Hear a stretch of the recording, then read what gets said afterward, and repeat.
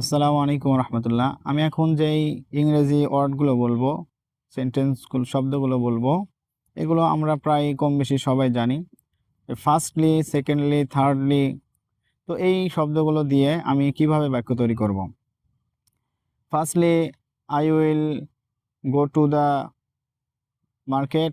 Secondly, I will go to the mosque. Thirdly, I will go to the Madrasa. And lastly, I will go to my home. অনুরূপভাবে at last, at first, এগুলো দিয়েও বাক্য আমরা এভাবে তৈরি করতে পারি। যে at first I will go to the market, at last I will go to my home. অনুরূপভাবে অলসো, অলসো শব্দের অর্থ হলো পাশাপাশি। তো আমরা এটা দিয়ে বাক্য তৈরি করার ক্ষেত্রে এমনভাবে বাক্য তৈরি করতে পারি। We should learn Arabic, also we should learn English.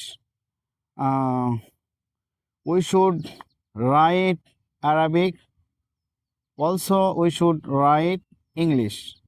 তো আমরা ফার্স্টলি, সেকেন্ডলি, থার্ডলি এগুলো দিয়েও আরও বেশি অনেক বাক্য তৈরি করতে পারি। যেমনিভাবে firstly I read my English books, and thirdly I will complete my homework. এরকম অসংখ্য বাক্য তৈরি করা যাবে।